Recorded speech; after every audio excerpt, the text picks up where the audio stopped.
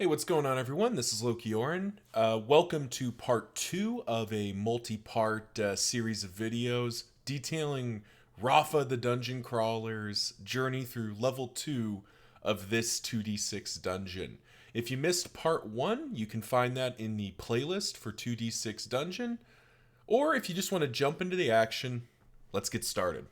Just go up another floor. 1 by 2 with a single exit, so it's just a little corridor. Boop. Oh, jeez, doing the wrong thing here. Doing the wrong thing. Go up one more. Just a little narrow corridor, which actually conveniently creates some space for us. So we'll go up, generate our next room. 3 by 2 with 2 exits. So this is a small room. Just a little baby room. Little baby room.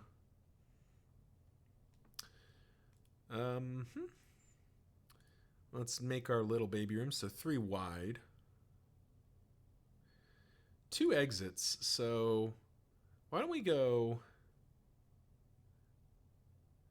We'll go over... Well, yeah, we'll do it like this. There we go. So there's our 2 exits. All right, and now we roll on the small table. 1 by 3 makes 4. A Grikata holy place. There's a small statue of Grikata here. This is a unique room. Grikata holy place. Type that in. There's a small statue of Grikata here. A piece of muddy cloth is wrapped around it. There's a bowl into which you can make an offering. If placed correctly, check the god card. Gain 1 favor point. So we have an opportunity to gain favor with Grikata, the core. She likes stone, rock, earth, sand, coal, forged metal, and diamonds. We have none of that. Oh, we have twisted metal. Don't remember where I got that, but twisted metal. So we will sacrifice this twisted metal to Grikata, offering her something she likes, and getting a single favor point for our trouble, taking our favor with Grikata up to 1. We now have Radicina, Nevazator, and Grikata all somewhat liking. At least they're sort of aware of our existence. Oh wait, forged metal is actually +1. We get 2 for that. We're at 2. Haha. We get two favor with Grikata. And actually, let me double check that, because it's been a while since I played, so I don't remember where we would have gotten that twisted metal from. Let's see. Oh, is it the dump? The dump is likely, isn't it? Yeah. Apologies, we're just gonna take a quick moment. We're gonna try to do this the right way. Dump. Rubbish pile 1. Basically just trying to see, is there a way I could have gotten... Yeah, twisted bits of metal in the scrap and rubbish. So yeah, it could very well be from rubbish pile 1. So it's probably from this dump. Okay, I'm good with that. That's good enough for me. Two favor with Grikata. Definitely worth having. Comment section below if I have that wrong, because I can always reverse it later. But hopefully it won't end up mattering. All right. So that's this. We should mark this as... just do a quick... let's put a quick note here. Used. Just so I don't forget that we did use it. And then let's keep moving. Let's keep moving. I believe all exits are archways, so we can go to the left, or we can keep going up, and I kind of like the idea of going up here, so let's keep going. Man, Rahfa's really on a roll right now. 1 by 6 with 3 exits. I said I was going up here, and if I go to the left, I can go like exit, exit, which connects there, then exit here. But it may fit. Actually, it may fit. All right, let's go this way. Let's kind of respect the. Let's try to generate as many rooms as possible. Actually, you know what? At this point, let me check the rules because this is actually fairly.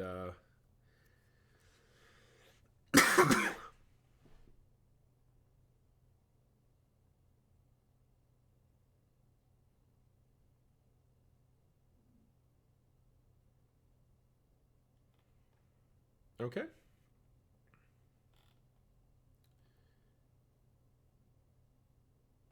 So I'm just checking the rules for room generation. It doesn't really spell out if you need to select the direction you're going. How the rooms are positioned is up to you, but there are some basic restrictions. Try to, basically don't hit the outer boundary. So I can go either way. So I think go this way. So 1 by 6 with 3 exits. So 1, 2, 3, 4, 5, 6. Okay, that is basically perfect. So we go like 1, 2, 3. 1, 2, 3, 4, 5, 6. We go to there. Because that basically perfectly connects into whatever this room could be doing. So we'll do something like that. So we get this long corridor. And Rahfa, realizing that there's this exit, this small room to the south, is going to check that to see what that is. 3 by 1 with 2 exits. All right, at this point, I think this quartermaster's office actually had.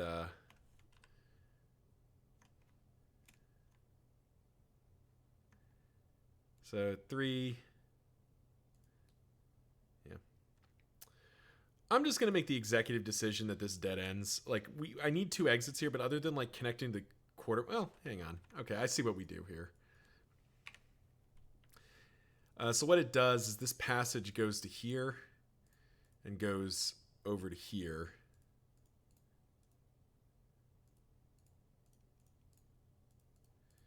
We do this. I think I've already moved. There we go. I think I've already moved you to the map layer. So it basically connects like that, and we'll get out our rubble. Get out our rubble token and mark off that this stuff is not attainable anymore.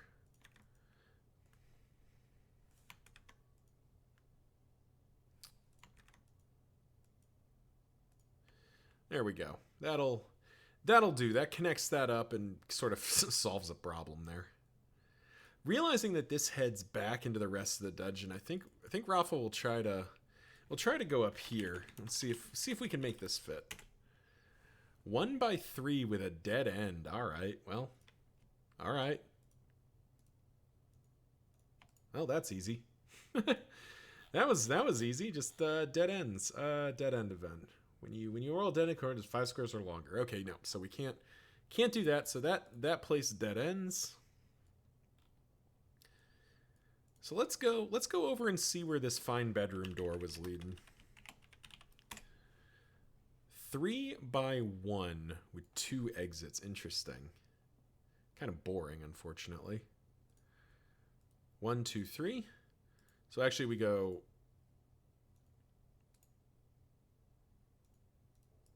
We do this.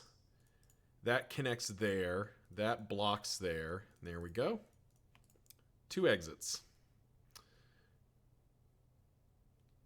And we now, faced with this, we may as well backtrack and go up here. 5 by, oh boy. Here we go. 6 by 11. Holy cow. Alrighty. With 3 exits, no less. All right. Let's try to make this work. All right, so we got to go 6 here. So 1, 2, 3, 4, 5, 6. Okay, so let's go over 1. 1, 2, 3, 4, 5. 1, 2, 3, 4, 5, 6. Go to there. 1, 2, 3, 4, 5, 6, 7, 8, 9, 10, 11. Wow, we have exactly enough space. So we go up to there. That's exit number 1. Go like that. Over to here. Exit number 2. Then I think what we do, just to make this make sense, is we put exit number 3 there. Again, this is technically breaking the rules, but this means that the dungeon makes sense. And we get the 3 exits, and it's kind of, this is kind of a spirit of the game sort of thing. But this is a gigantic room. This is actually the biggest room I think I've ever generated. Actually, no, we had that 64 square. Is this bigger than that? 6 by 11 is 66. Yeah, this is the biggest room I've ever generated. That's kind of exciting. All right, well, level 2 room. Let's go. It's definitely bigger than 32 squares. 2 by 4 makes 6. Fountain room in the center. This is not unique too, which is kind of interesting. Fountain room. Let's go. Fountain. Let's put a little icon here if we can. Oh, this looks cool. It actually looks pretty cool. All right, let's do this. In the center is an ornate fountain bubbling with clear water. It is dedicated to a god and carved in their form. Roll on GOT1.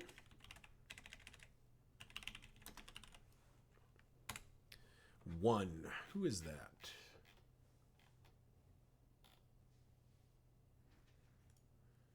It's Gracata the Core again. Shrine to Gracata. All right. And if we have a way to make an offering, we can give her something. All we have is like bone and leather straps. Does she want any of that? I do like Gracata the Core. No, we don't have anything good to offer her right now. All right, so we will leave this here and come back to it later as we note down that there's a shrine to Gracata here. And let's go ahead and I believe that the exits are archways. Let me double check though. Oh no, it's oh, they are archways. Okay, cool. So let's go and finish off this side room here. 1 by 3 with a single exit. Well, there's not really a place to put a room here. So I think we just say this dead ends. Well, this is a very interesting dungeon we've built. Okay. Also, at this point, we're getting pretty close to 60%. So let's go ahead. 1, 2, 3, 4, 5, 6. Let's go ahead and search for the exit while we're here. This seems like a good place for the exit to be. Nice, the exit is here. Alrighty. So let's go ahead and note that down. Exit is here. Oh.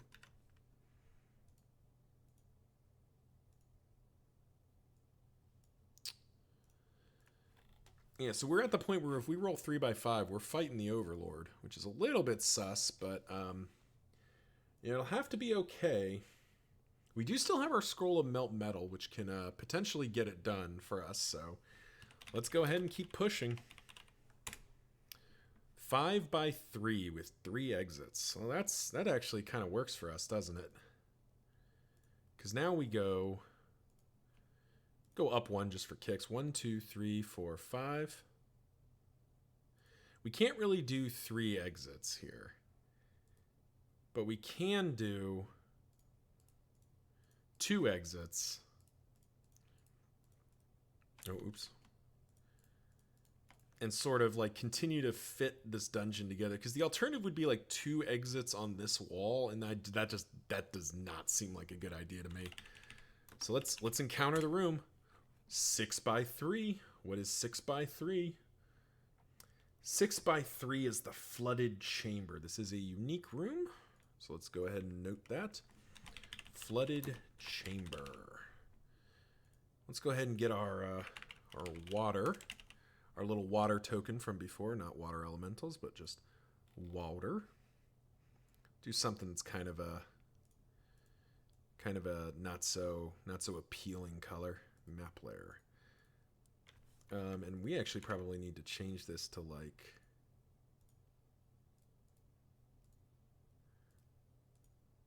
purple. Purely so it's, visible. Alrighty. The flooded chamber. Part of this room has been sectioned off for a dirty pool of water has formed. Oh, so it's not the whole room, which is kind of a relief. So we'll just do like that. There we go. It's the dirty pool of water has formed. It stinks. Well, good to know. As you draw near, a sporal rapnel rises up from the pool and attacks. Afterwards, roll on complication. And the exits out of here are random, so we will have to deal with that in a moment. But for now, let's fight a sporal rapnel. And I actually have I think I have a good token for this, actually. Something like a Sassenvine? Sassenvine seems pretty on brand here. All right, let's meet our new contestant. This is a new enemy for us for sure. 50 XP for this guy. 15 by 15. Save settings. Oh, let's make sure the nameplate's showing. Alrighty. Combat start. Round 1. Rahfa, seeing the sporal rapnel emerges, pulls out his mace and wonders, how the heck do you fight a plant with a mace? Well, that does make 2 by 3. Spore screen on primary 3s, tough hide on secondary 1s and 2s. Nice, the sporal rapnel is not mitigating us here. We strike it for 6 damage, and apparently the answer is you can still punch a tree. Sporal rapnel in turn replies, has only shift 1, 3/6, it can't do anything with that. Round 2. 3 by 5. Can't admit that's a miss. I can't do anything with that. And the rapnel will reply. 3 by 4. Still can't do anything with that. Miss again. So after that initial hit, Rahfa and the Spore Raptor are kind of circling each other. It's trying to shoot spores and head bash, and Rahfa's just parrying and defending himself, not able to land a solid blow. Round 3, 4 by 3 does become 2 by 3. Another 7 damage. Boom. Yeah, Rapnel badly wounded. The Rapnel in turn replies. 3 by 6 does nothing. Wow, the Rapnel just does not have good attacks, does he? Or at least I'm not rolling good attacks for him. Alright, Rahfa, finish him off. 6 by 5 is a miss. I can't shift that. Nope, can't shift that. I'm so close to greatness. With shift 2, the Sporal Rapnel can hit with head bash. However, our armor, we're finally getting to use it. Our padded tunic does reduce the damage by an extra 1. So we take a single point of damage, ending the potion of gain health effectively.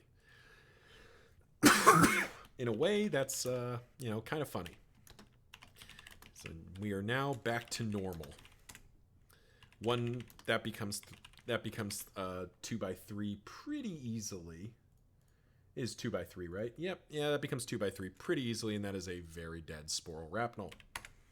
Boom! Another triumphant smash and grab. And we pick up a handful of spores.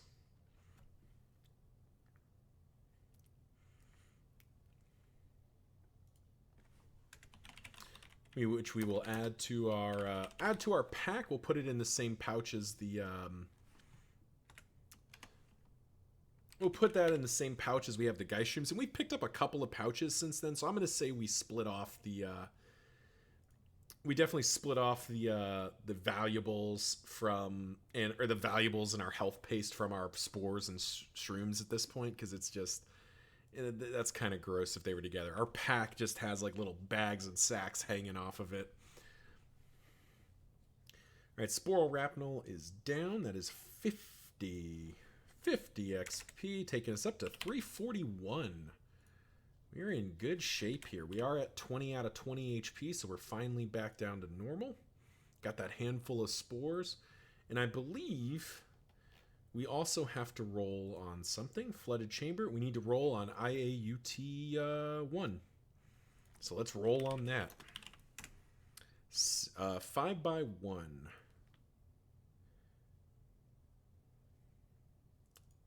You spot a stone in the wall that appears to be out of place. You take a closer look and find it loose. Behind it is half a cheese wrapped in some cloth. Gain 1 ration. There's also a little bit of dried meat. Oh, that's fun. So we just find some meat and cheese hidden away, a snack for somebody. It's a ration for us. I haven't talked about rations a whole lot, so while I'm rolling up the exits for this room, I just want to briefly touch on that. So the thing about rations is you can there's a couple of times where you're supposed to use them. The first is these are reinforced doors. That's a little concerning. The first time is every time you get to like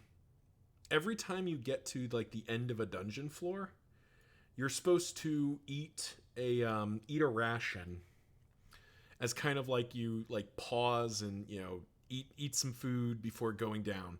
You get to heal a little bit. I'll actually let's go ahead and let's take a beat and pull that up so I'm giving correct information here, because this is something that I don't have to do a lot of times, so it's probably good to at least explain what it is. Where is it?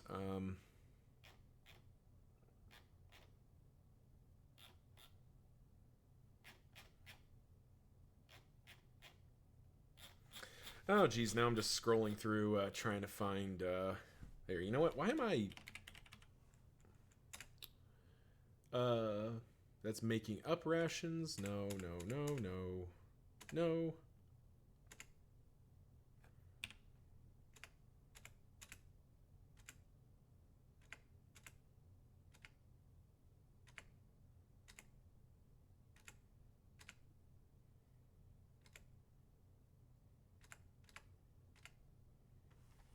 Alright, yeah, here it is. Using rations. Between levels, you must stop on the stairs to eat a ration and build your strength for the fight ahead. If you have no rations or choose not to eat, you feel drained and lose half your current health up to 20 HP. Rations do not count as large items and have their own section on the character sheet. While resting on the stairs, and only if you eat rations, you recover health points. You gain 2 HP per adventuring level. If you have cloth or bandage, gain an additional 2 HP. You cannot gain HP beyond your base level. So the reason I don't frequently use this is because usually when I go back to town right before going to the next level, and if you think about it, like I'm coming out of town with a full belly from breakfast. I dive into the next floor. I don't need to stop to eat a ration because I've already done that basically. The other use case is if you fail to lockpick a door, you must eat a ration and gain 2 HP per adventurer level while you wait for a creature to open the door for you. Which may be something we have to do here because we are out of lockpicks. 5. I'm pretty sure that means these doors are locked. Reinforced doors are locked. So both these doors are locked. Unfortunate. But such is life. So what I could do right now, I could just wait at these locked doors until basically I roll a random encounter and some bad guy comes in and I fight them and then they open the door for me. However, we have other paths to go. So what we'll do is we'll actually just leave those doors there and make our way over here to kind of continue our journey, because we may not even have to open those doors. However, before we generate this room, Rahfa's cleared out a pretty good portion of this room. He is at 20 HP. We could drink the potion of gain health, get back up to 35, and just keep going. That actually kind of appeals, because we're likely to encounter the Overlord pretty soon if we don't. We do have enough money saved up to like go back to town and get some value or some more healing items, but we kind kind of don't need it. And I think I imagine Rahfa kind of sitting on the shrine of Gurkata, kind of contemplating like what to do here. The exit's right there. We could leave. We could go rest. But we're feeling pretty healthy. And I do think we actually just spend the potion. So we go back up to 35. Getting that potion earlier was kind of makes this an easy choice, because now we are we are gassed up again, and we can proceed ahead. And if we encounter the overlord, the boss of this floor, we can give him the business. 3x6. 3x6 is actually a pretty good roll for us, isn't it? Because we can go like, so we go 1, we go 2, 1, 2, 3, 4, 5, 6. Oh. So first of all, we connect there. 1, 2, 3, or 1, 2, 3, 4, 5, 6. Go to there. We cut over. There are 2 exits, and one of them goes to this locked door. So we immediately sort of fix our problem there, as it were. Not really problem, but it connects that route and confirms that we don't need to open that locked door, because, why would we? So let's encounter the room. 5x2. That was pretty close to the Overlord. I'd have looked pretty prescient if I'd gotten that right. 5x2. The Monument. Ooh, man, we're really getting a kind of religious thing here. A wall monument showing a relief of a god rising up. Beneath is a recess to place items.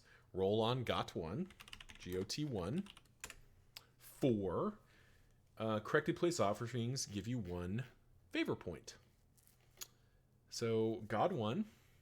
This is a gross one. So this is a shrine to Miratani the Pulp.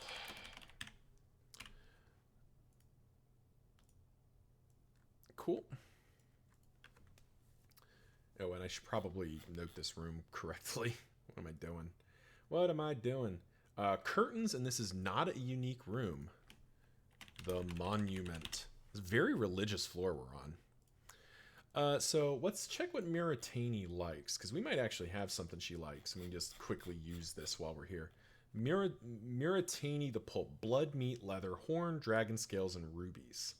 Well, we do have leather. We have leather straps. So I think we offer the leather straps. We pick up a point with Miratani, and we say used. Cool. Just quickly polish off this room.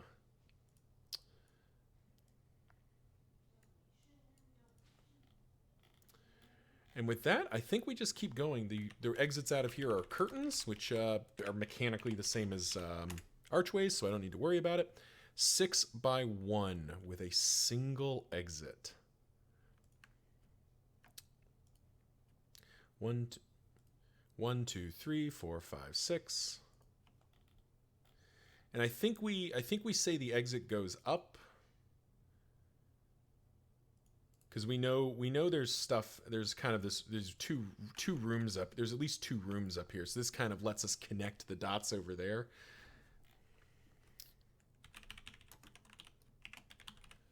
And let's go ahead and introduce the next room. 3x5 with no exits. Interesting. Okay, the dungeon's saying no. So 1, 2, 3. 1, 2, 3, 4, 5. Okay, so it goes. So what we'll do, we'll go here. 1, 2, 3. Ooh, that cuts off that room though. Okay, so what we'll do here, so it's supposed to be 3 wide by 5 tall. We're gonna do what we're gonna do, we're gonna flip it. So we're gonna go 5 wide by 3 tall. Go like this. Because now the room fits perfectly. And that, I think that's very much in keeping with the spirit of the rules. Like, generate the dungeon in a way that makes sense. I think that's a pretty good rule of thumb. And 6x3 is the flooded chamber again. We've already fought that, so we have to roll again. 6x4, the chapel, which we've already fought. 4x6. Jeez. Okay, the canteen. 3 stools stand next to a stone bar, which is a barrel. On the wall is a horse, on which is a barrel. On the wall is a single horseshoe. The barman attacks. Use an adept. Also face a patron. If you survive, roll L2G -1. Oh, it's supposed to be comma, also face a patron, but that actually, so I'm gonna make another executive ruling here. That actually doesn't make a whole heck of a lot of sense to me. Like, why would the barman fight if the patron is fighting too? Or why would the patron not help? So what I'm actually gonna do is say we're gonna roll on L1G -1 so that we can't roll the double. So we roll 5. I may regret this because these guys might be dangerous. And it's a mercenary, which we fought before. And what I'm going to say is both of them turn to attack, like, you know, because that makes sense. Like, that's what would happen. You know, the bartender says, "Hey, you're not supposed to be here," and, like, you know, rises to attack. And the patrons grabs his weapon and is, like, ready as well. So, all right, combat start. Ha! Got you a bit with the cliffhanger. Thank you all for watching, but that'll do it for part 2. Tune in next time to see the intense battle that Rahfa is facing down. Will he survive? I don't know. 2-on-1 looks pretty tough. But until then, remember to like, comment, subscribe. I hope I earned something for a cliffhanger ending, even if it is just your ire. And until then, see ya.